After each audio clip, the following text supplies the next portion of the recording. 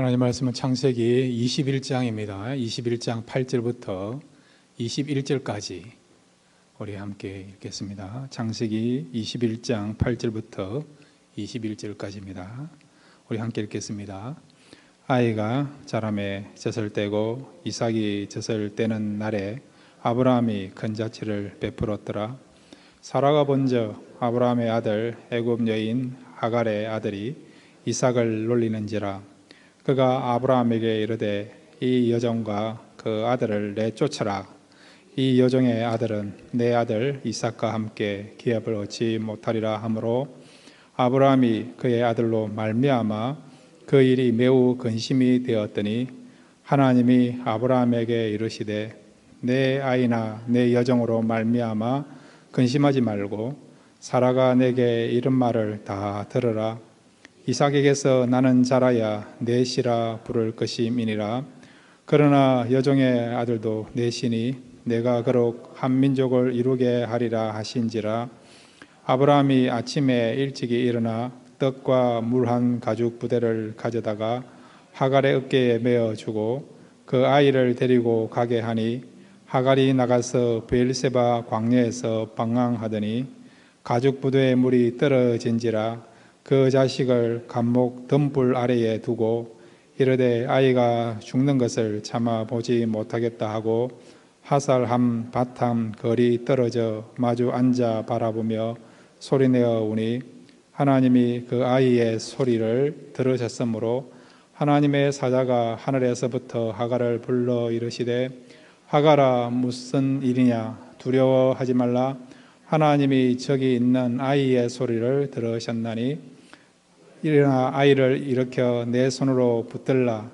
그가 큰 민족을 이루게 하리라 하시니라. 하나님이 하갈의 눈을 밝히셨으므로 샘물을 보고 가서 가죽 부대에 물을 채우다가 그 아이에게 마시게 하였더라.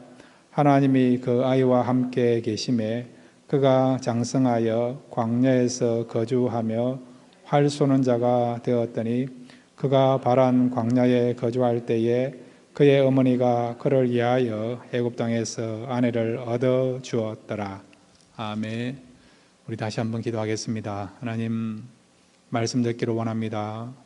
말씀을 사모할 수 있는 마음을 주시고 또 말씀에 대해서 순종할 수 있는 마음도 허락해 주셔서 이 말씀이 우리의 삶을 새롭게 하는 그런 능력의 말씀이 되게 하나님께서 역사해 주시고 또 전하는 자나 또 듣는 자가 은혜 가운데 말씀을 전하고 들을 수 있도록 인도해 주옵소서. 예수님의 이름으로 기도드렸습니다. 아멘. 할렐루야. 예, 말씀으로 여러분의 빈 곳을 채우고 돌아가시는 귀한 밤이 되시기를 바랍니다. 오늘 본문의 내용은요, 하나님의 은혜 가운데 이 아브라함 가정에 귀한 아들을 주셨어요. 그 아들 이름이 무엇입니까? 이삭이죠. 아브라함 나이 100살, 사라 나이 몇 살입니까?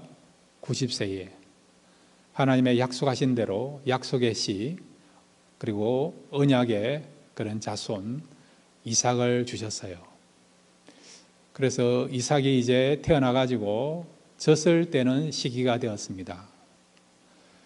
유대인들은요 젖을 뗄 때에 큰 잔치를 베풀거든요. 보통 3살에서 4살 정도 되면 젖을 떼는데 마치 우리 한국의 돌잔치라는 것처럼 젖을 떼는 날에 큰 잔치를 베풉니다. 그런데 이렇게 경사스럽고 정말 축복이 넘치고 또 모든 사람이 기뻐해야 될 그런 상황인데 이 가정에 이 좋은 날에 어려움이 생기게 되는 것을 보게 됩니다. 오늘 말씀을 통해서 우리가 3가지 교훈을 함께 생각하겠습니다. 주제가 이삭과 이스마엘이라는 주제인데 이 주제를 통해서 우리가 붙잡아야 될 3가지 교훈을 함께 생각하겠습니다. 자, 첫 번째 한번 따라해 주시기 바랍니다. 화근을 제거하라. 예, 화근이 뭡니까? 싹 아닙니까? 싹. 문제가 될 만한 불씨 그런 것이 무엇입니까? 화근이라는 거죠. 화근을 어떻게 해요? 제거해야 된다는 거죠. 불씨를 남겨놓으면 나중에 그 불씨로 말미암아 온 산이 타고 집이 타지 않습니까? 우리 인생에서도요, 처음부터 이런 싹을, 화근을 제거했다 한다면 어려움이 없을 것인데, 나중에 이런 불이 다 타고 다 상처받고 많이 손실당하고 고통당하고 난 뒤에 느껴서 우리가 후회하지 않습니까? 그때 그 불씨를, 싹을, 화근을 제거했다면 이런 어려움이 안 왔을 것인데, 그런 안타까움이 있지 않습니까?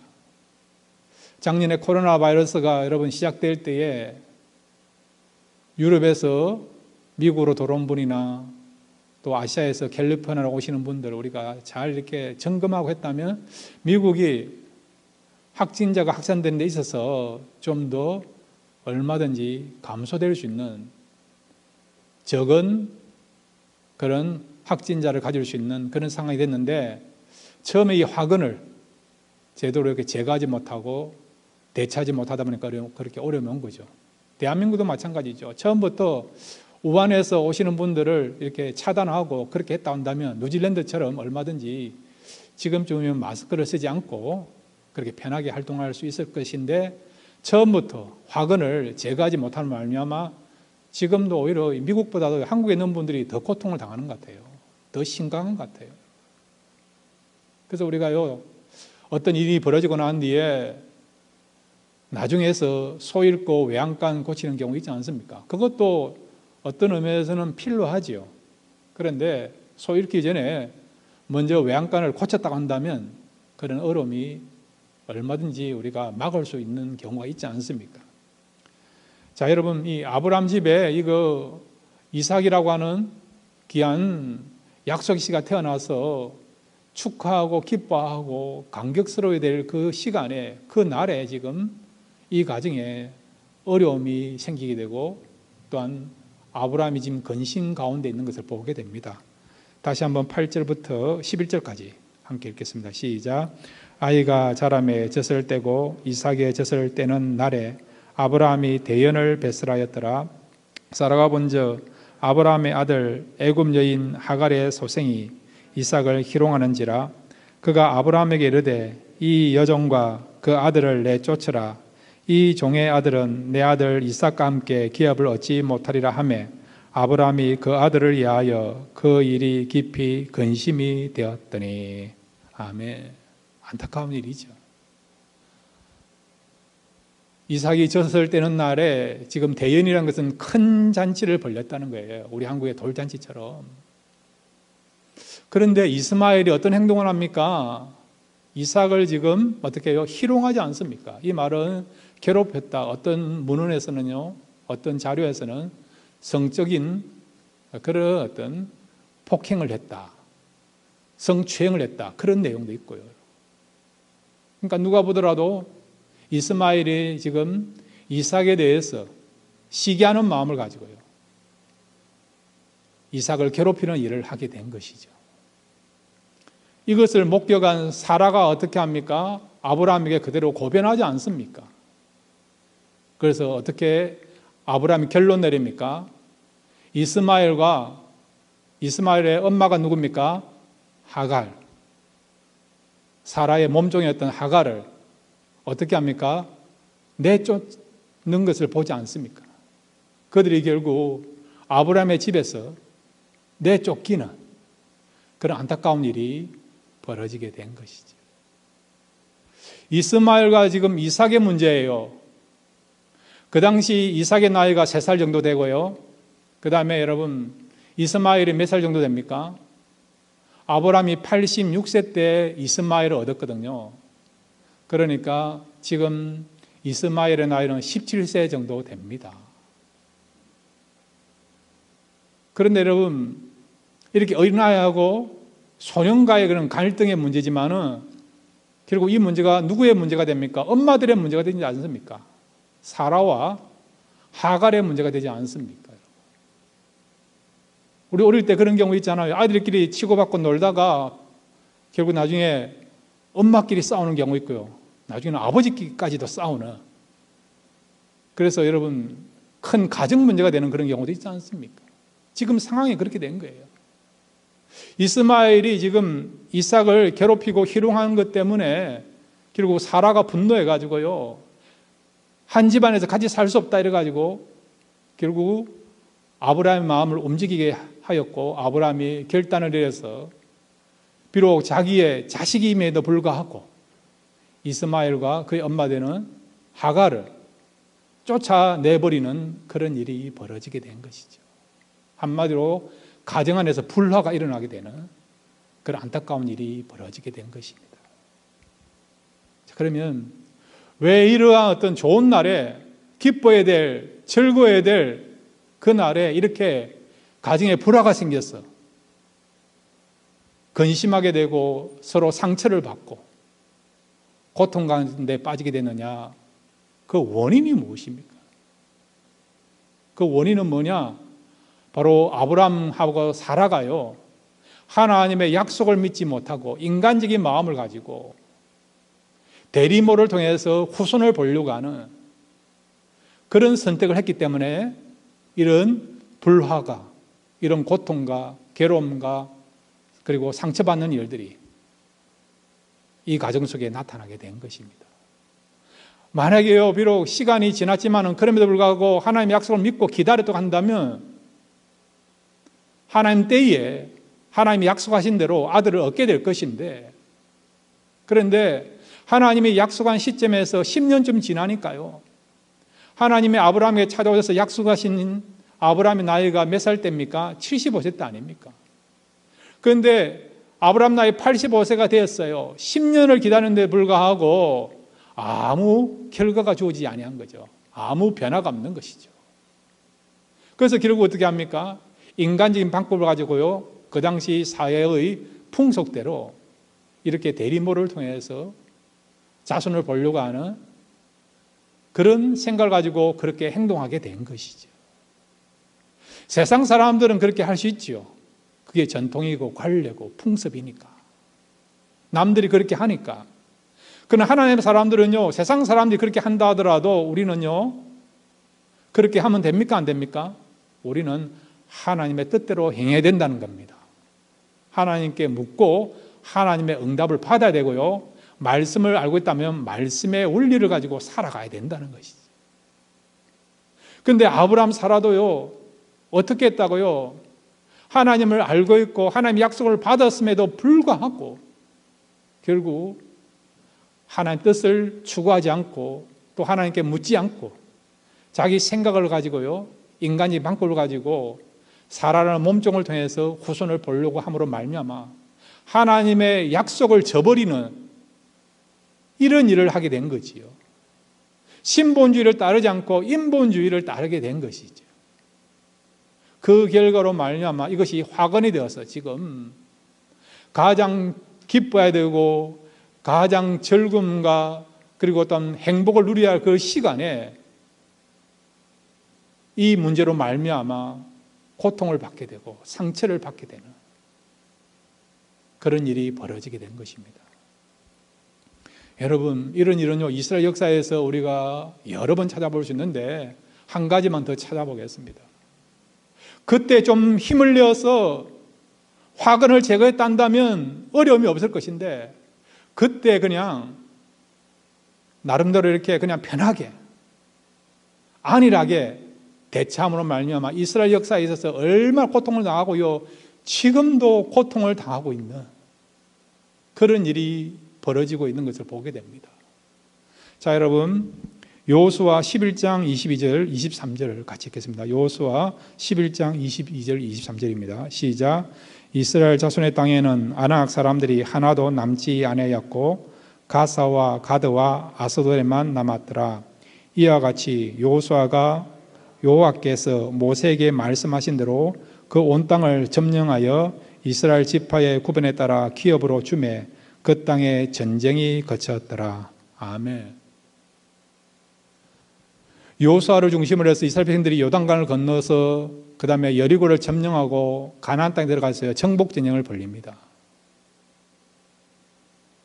정복 전쟁을 이렇게 거의 한 30년 정도 벌리게 돼요. 그리고 전쟁을 마무리했습니다. 근데 하나님이 명령하신 것은 뭐냐? 그 땅에 들어가서요, 하나님이 주시기로 한 나일강부터 유브라데까지 있는 그 땅을 주기로 약속하셨어요. 그리고 그 땅에 살고 있는 사람들 다 쫓아내려 했습니다. 다 쫓아내려 했습니다. 그들과 함께 살면 신앙의 순수성을 유지할 수 없기 때문에, 우상을 섬길 수 있기 때문에, 그들의 마음이 하나님으로부터 떠날 수 있기 때문에, 그래서 하나님께서는 이 가나안 땅에 살고 있는 사람들 다 쫓아내려 했어요. 열심히 정복전쟁을 벌려가지고요, 많은 민족을 내쫓았습니다. 근데 오늘 성경에 보니까 이 여호수아 11장 22절을 보니까 어디만 남겨놨다고요? 가사와 가드와 아소들에만 남았더라. 이 성읍들은 지금 어디에 속해 있는 성읍입니까? 지금 이스라엘과 지금도 아주 이렇게 서로 경쟁하면서 전쟁을 벌이는 지역이 있죠. 지금까지도요. 어디입니까? 팔레스타인. 블레셋 지역이라고 해요. 여러분, 이스라엘 역사에서 블레셋은 어떤 존재입니까? 이스라엘을 가장 괴롭혔던 민족이 블레셋 아닙니까? 블레셋 대표하는 그런 성읍이 여기에 세 성읍이 나오는데, 거기 보면 가사, 가드, 아스도렛이 나와요. 여러분, 가사에서 무슨 일이 벌어졌습니까? 삼손이요, 드릴라를 만난 곳이 가사입니다. 가사. 결국 어떻게 됩니까? 삼손이 이렇게 쇠고랑에 차여가지고 눈도 뽑히고 머리도 잘리고, 물론 마지막 죽을 때 하나님께서 힘을 허락하셔서 블레셋 사람들을 많이 죽었지만은, 그럼에도 불구하고 이 가사에서요, 이스라엘 역사에서 가장 강한 자가 비참하게 죽을 수밖에 없는 최후를 맞이했던 장소가 어디라고요? 가사입니다. 가사. 이런 어려움을 당하게 된 것이죠. 가드 하면 생각나는 사람이 있습니까, 여러분? 어떤 사람은 비가 오면 생각나는 사람이 있다 하지 않습니까? 뭐 그때 그 사람입니까? 예. 가드 하면 생각나는 사람이 있죠. 누굽니까? 골리앗을 배출시켰던 골리앗의 고향이 어디냐? 가드입니다. 가드란 말 자체가요, 강하다, 강한 성읍이다, 그런 뜻을 갖고 있어요. 골리앗 때문에 이스라엘 백성들이 얼마나 괴로움을 당했습니까? 다윗이 등장하기 전까지. 그렇게 무시당하고요, 그렇게 연약한 존재로 이스라엘 백성들에게 큰 상처를 준 바로 장본인이 골리앗 아닙니까? 그 골리앗을 배출한 것이 바로 가드예요. 이런 어려움을 당한 것이죠. 아수도로서는 여러분 어떤 또 이렇게 사건이 있습니까? 엘리 제사장의 두 아들 흠니와 비느하스가요, 블레셋과 전투에서 승리하기 위해서 법궤를 끌고 나갔어요. 그런데 전쟁에서도 패하고 하나님의 영광의 상징인 법궤까지도 빼앗겼습니다. 그런데 그 법궤를 어디다가 보관해 두었다고요? 아스도. 하나님의 얼굴이자 하나님의 영광의 상징인 법궤가요, 이방 땅에 들어가서 하나님의 영광을 실추시키는 데 있어서 그런 역할과 그런 어떤 바로 영향을 미쳤던 그런 성읍이 아스돌이라는 거예요. 아스돌. 그 외에도 여러분, 이 블레셋 때문에 이스라엘 백성들이 얼마나 많은 괴로움을 당했습니까? 지금도 여전히 여러분, 이 블레셋의 여러분 후손이라 할 수 있는 팔레스타인, 이 사람들 때문에 이스라엘 사람들이 얼마나 고통당하고 있습니까? 뻗어가면 여러분 미사일 쏘죠, 로켓 쏘죠, 테러 폭탄을 통해서 많은 사람들을 또 죽게 만들지요, 여러분. 계속해서 이스라엘과 팔레스타인이 서로 주고받고 공방전을 벌이는 그런 상황 아닙니까? 왜 이런 어려움을 이스라엘은 지금도 당해야 됩니까? 역사가 벌써 여러분 3,500년이 지난 그런 시점에서도 불구하고 여호수아 때 보면 여호수아 때부터 지금까지 우리가 역사를 카운트해 보면 3,500년이 지났어요. 그럼에도 불구하고 왜 이스라엘 사람들은 블레셋 때문에 팔레스타인 때문에 이렇게 어려움과 고통을 당해야 됩니까? 그 원인이 무엇입니까? 그것은 여호수아 때에 조금만 힘을 내어서 안일하게 생각하지 않고 가사와 가드와 아스도롯을 점령했다고 한다면, 블레셋 땅을 점령했다고 한다면 그들은 지금 편안하게 안식을 누리면서 자유를 누리면서 생활할 수 있었던 것이지. 그런데도 이런 화근들을 제거하지 않음으로 말미암아 결국 그것이 큰 불씨가 되고 고통을 받게 되어서 결국 어려움을 겪게 되는 것을 보게 됩니다. 여러분, 과거에 지나간 일들은 우리가 돌아볼 필요는 있지만은, 교훈적으로 우리가 참고할 필요가 있지만은, 지금부터라도 화근이 될 만한 것은 여러분 미리 제거하시기를 바랍니다. 그래서 여러분의 남은 생애가 더 축복되고 하나님의 쓰임받고 또 하나님 주시는 그 은혜와 기쁨을 누리면서 살아갈 수 있는 그런 삶을 살아가시는 저와 여러분 되시기를 바랍니다. 두 번째로 여러분, 오늘 이삭과 이스마엘 통해서 우리가 붙잡아야 될 교훈이 있습니다. 함께 따라해 주시기 바랍니다. 이스마엘도 축복하신다. 예, 하나님이 누구도 축복하신다고요? 이스마엘도 축복하신다는 거예요. 이삭만 축복하는 것이 아니라 이스마엘도 하나님께서 물질적으로 축복하시는 것을 보게 되죠. 자, 13절과 18절 말씀 같이 읽겠습니다. 시작. 그러나 여종의 아들도 넷이니 내가 그로 한 민족을 이루게 하리라 하신지라. 일어나 아이를 일으켜 내 손으로 들리라. 그가 큰 민족을 이루게 하리라 하시니라. 아멘. 이스마엘 통해서도요, 큰 민족을 이루게 하신대요. 큰 민족을 이루게 한다, 그렇게 말씀하고 있습니다. 25장 12절부터 18절까지 보면 이스마엘에 대한 족보가 나오는데요, 이스마엘 통해서 12 지도자가 나오는 것을 보게 됩니다. 12 지도자라는 것은 12 두목, 12 부족장들이 배출된 것을 보게 되죠. 그 다음에 이스마엘 후손들이 차지하고 그들이 생활했던 영역이 어디냐? 하올라에서 애국까지라고 이야기하고 있어요. 하올라가 어디냐? 지금의 이란, 이라크를 말합니다. 거기서부터 바로 남쪽인 이집트까지 광범위하게 이스마엘 후손들이 자리를 잡고 생활하게 되는 것을 보게 되죠.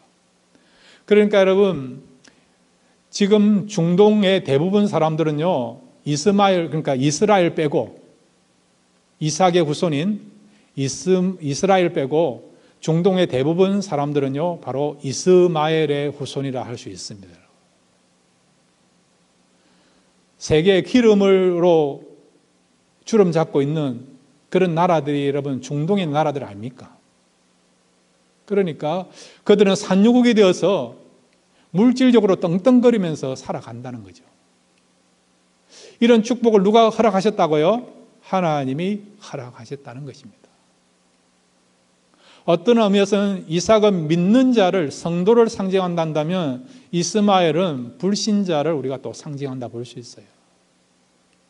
그러니까 하나님은요, 믿는 사람에게도 영적인 축복, 또 육의 축복을 허락하신 것뿐만 아니라 안 믿는 사람에게도 얼마든지 또 물질적인 축복을, 또 육의 축복을 허락하신 것을 보게 되죠. 자, 여러분, 마태복음 5장 45절 말씀 함께 읽겠습니다. 마태복음 5장 45절입니다. 시작. 이같이 한즉 하늘에 계신 너희 아버지의 아들이 되리니 이는 하나님이 그 해를 악인과 선인에게 비추시며 비를 어려운 자와 불의한 자에게 내려주심이라. 아멘.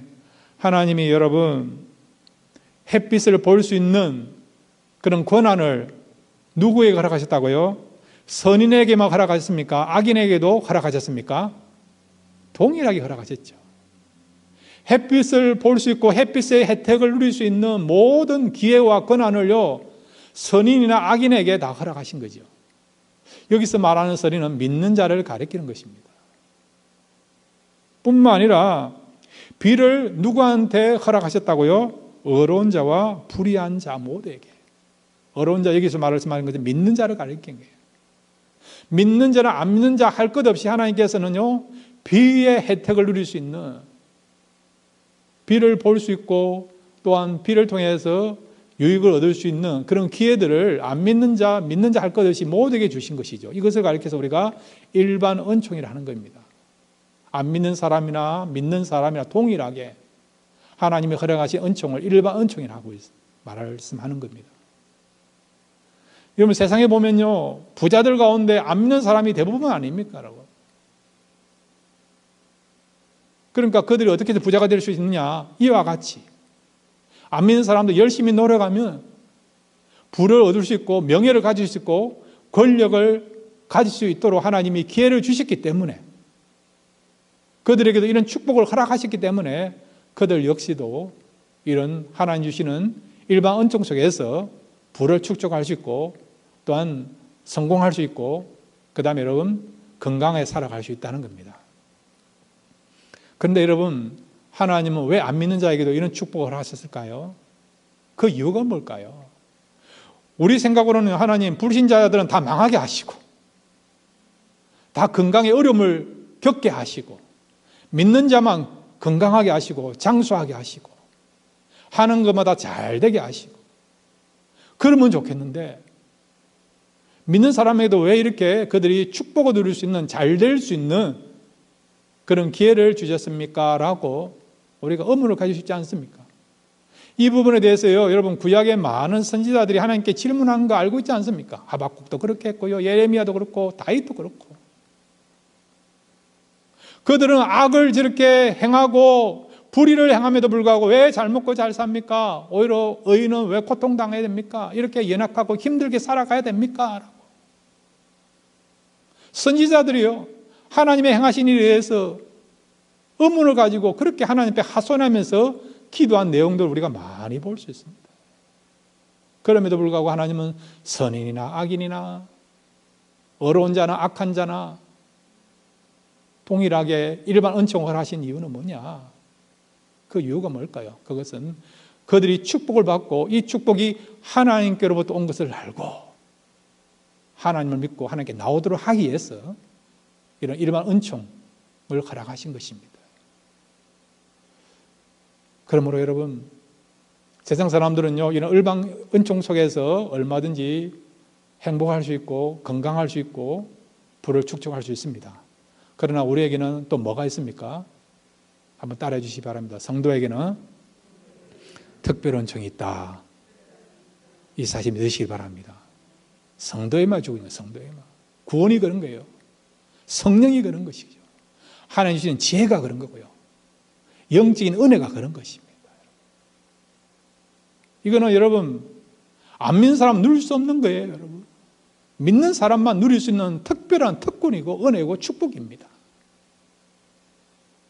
그러므로 여러분, 하나님이 허락하시면 일반 은총도 누리시기를 바라고요. 그리고 성도에게 허락하신, 또한 성도에게만 유리하게 허락하신 이 특별 은총을 누림으로 말미암아 날마다 은혜와 평강 가운데서 또 기쁨을 누리면서 살아가시는 저와 여러분 되시기를 바랍니다. 자, 세 번째로 여러분, 이삭과 이스마엘 통해서 우리가 붙잡아야 될 교훈이 있습니다. 우리 같이 한번 따라해 주시기 바랍니다. 믿음과 불신앙은 공존할 수 없다.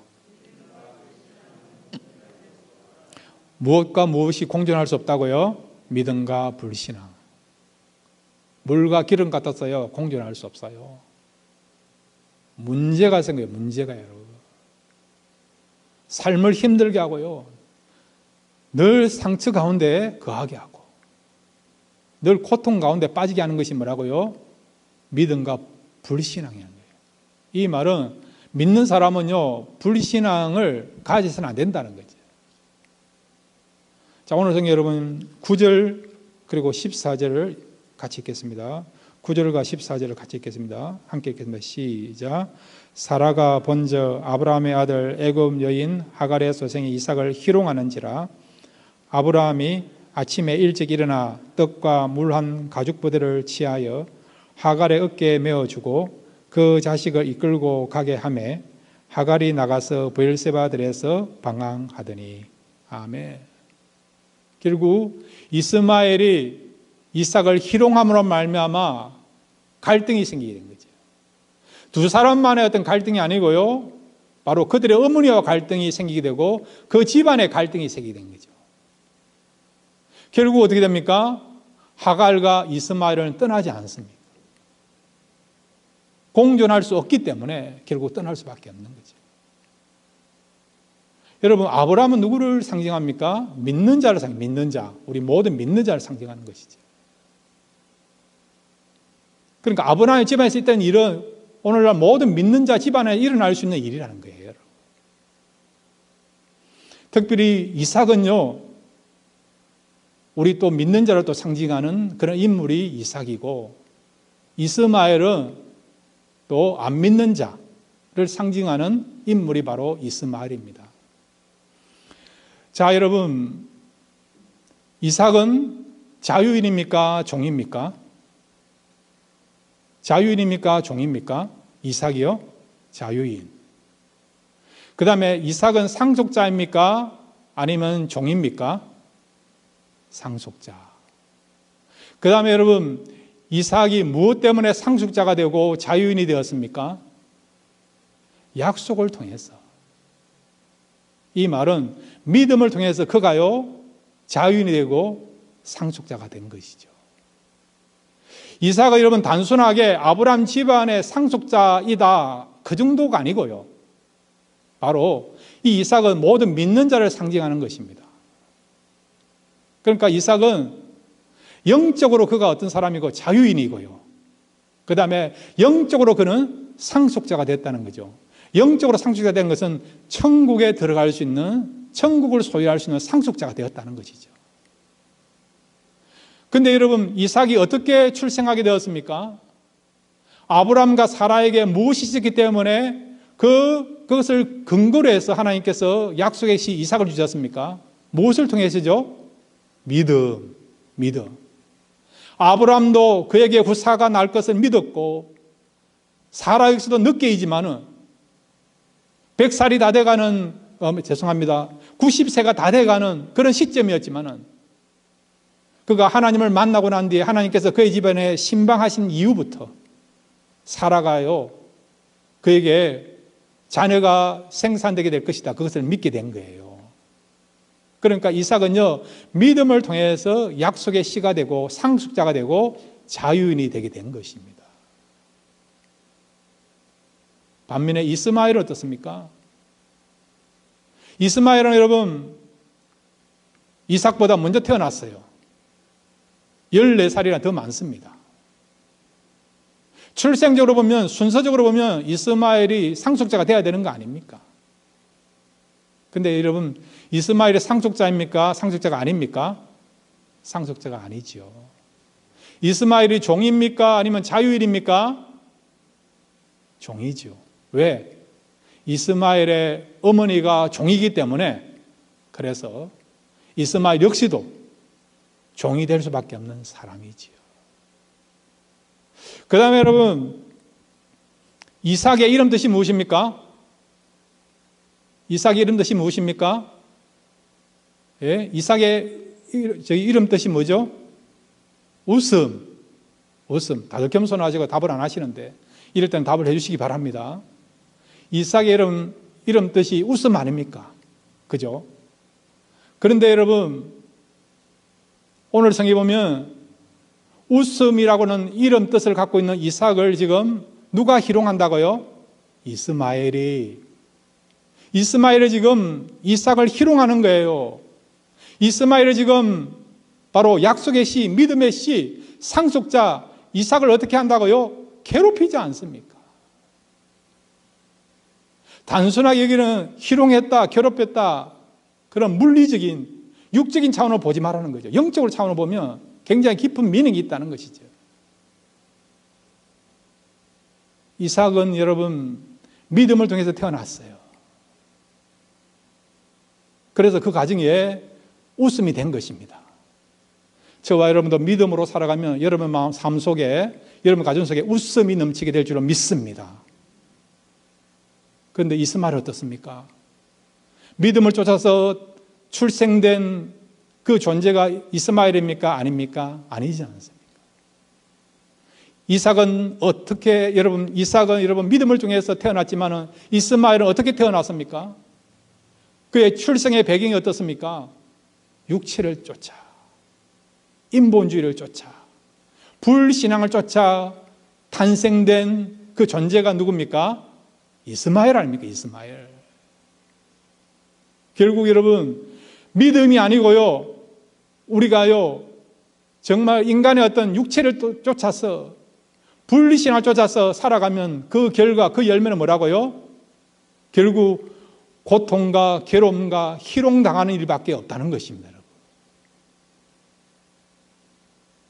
그래서 여러분, 하나님의 사람들은 믿음과 불신앙이 공존할 수 없다는 것입니다. 자, 이 부분에 대해서요, 사도 바울은 갈라디아서 4장 22절부터 26절까지 그리고 28절부터 31절까지 이 부분을 자세하게 설명하고 있어요. 제가 조금 전에 말씀드린 내용을 가지고요, 우리 갈라디아서 먼저 4장 22절부터 26절까지 읽고 뒤에 또 28절부터 31절까지 읽겠습니다. 함께 읽겠습니다. 시작.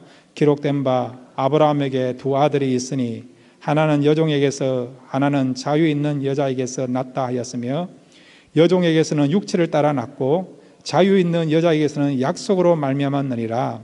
이것은 비유니 이 여자들은 두 언약이라. 하나는 신의 산으로부터 종은 낳은 자니 곧 하갈이라.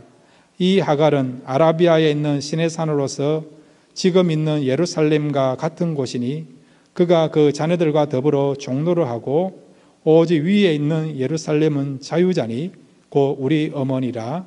그 다음에 28절부터 31절입니다. 시작. 형제들아 너희는 이삭과 같이 약속의 자녀라.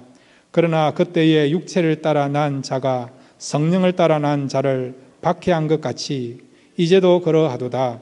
그러나 성경이 무엇을 말하느냐? 여종과 그 아들을 내쫓으라. 여종의 아들이 자유 있는 여자의 아들과 더불어 유업을 얻지 못하리라 하였느니라. 그런즉 형제들아 우리는 여종의 자녀가 아니요 자유 있는 여자의 자녀니라. 아멘. 이해가 되십니까? 28절을 보시면요, 형제들아 너희는 이삭과 같이 약속의 자녀라. 우리가 누구라고요? 약속의 자녀, 상속자, 자유인이라. 자유인. 천국을 상속할 수 있는, 천국에 들어갈 수 있는 진정한 상속자가 되었다는 것이죠. 이 땅에서 우리가요, 죄에 거하지 않고 죄의 종로를 하지 않고 이미 주님께서 우리의 죄 문제를 해결해 주셨기 때문에 우리는 이제 진정한 죄로부터 자유하면서 기쁨을 누리면서 살아갈 수 있는 자유인이 됐다는 것이죠. 무엇 때문에요? 믿음 때문에. 믿음. 아브라함과 사라가 믿음을 통해서 이삭이 나온 것처럼 저와 여러분도 믿음을 통해서 이렇게 자유인이 되고 천국을 상속할 수 있는 상속자가 된 것입니다. 반면에 여러분, 이스마엘은 어떻습니까? 불신앙을 통해서 태어난 존재가 이스마엘 아닙니까? 그렇다고 해서 여러분, 이스마엘이 천국 갔냐 못 갔느냐 이 부분에 대해서는 우리가 성경이 말하지 않으니까 그 부분에 대해서 답을 할 수는 없어요. 다만 여러분, 상징적으로 이스마엘을 상징하는 이유가 뭐냐? 그가 상징성을 갖고 있는데 그것이 어떤 의미냐? 바로 그는 불신앙을 통해서 태어난 존재이고 그 다음에 그는 상속자가 될 수 없고 여전히 그는 처음에 출생된 아브라함의 자녀임에도 불구하고 그가 상속자가 되지 못하고 종으로서 살아갔다. 그것을 말씀하고 있다는 것이죠. 그러니까 바로 여러분, 불신앙을 통해서 우리가 살아가면 그 사람은 어떤 사람이라고요? 진정한 자유인이 아니고 상속자가 아니고 정말 종으로서 살아갈 수밖에 없는 그런 존재라는 것을 말씀해 주고 있습니다. 반면에 여러분, 믿음을 가지고 살아가면 그 사람은 신분이 다르다는 것을 말씀하고 있는 것입니다. 여러분, 예수님을 믿었습니까? 그러면 저와 여러분 이미 자유인이 된 줄로 믿으시기를 바랍니다. 저와 여러분은 이미 천국에 들어갈 수 있는 상속자가 된 것을 믿으시기를 바랍니다. 그뿐만 아니라 우리가 예수를 믿었음에도 불구하고 우리가 살아가다 보면 믿음으로 살 것인가? 아니면 죄의 유혹을 받아서 죄를 지으면서 우리가 분리신앙을 추구하며 살아갈 것인가? 그랬을 때 우리가 예수를 믿고 그렇게 한다 하더라도 여러분이 불신앙을 가지고 살아가면요, 그 사람은요 진정한 자유인이 될 수 없습니다. 자유를 누리지 못하고요 죄에 끌려다닐 수밖에 없는 그런 인생을 살아갈 수밖에 없는 것입니다. 여러분이 진정한 자유인이 되기를 원하시고 이 땅에서도 천국을 약속받은 상속자로서 그런 특권과 그런 소망과 그런 기쁨과 감격을 누리면서 살아가기를 원한다고 한다면 여러분들은요 불신앙을 쫓아 살아가는 것이 아니라 믿음을 가지고 쫓아가시길 바랍니다. 믿음으로 향하시면 저와 여러분은 진정한 자유인이 되고 그리고 또한 상속자라서 기쁨을 누리면서 살아가는 그런 인생이 또 그런 성도가 될 줄로 믿습니다. 이런 중심을 가지고 살아갈 수 있는 저와 여러분 되시기를 주님의 이름으로 축원드립니다.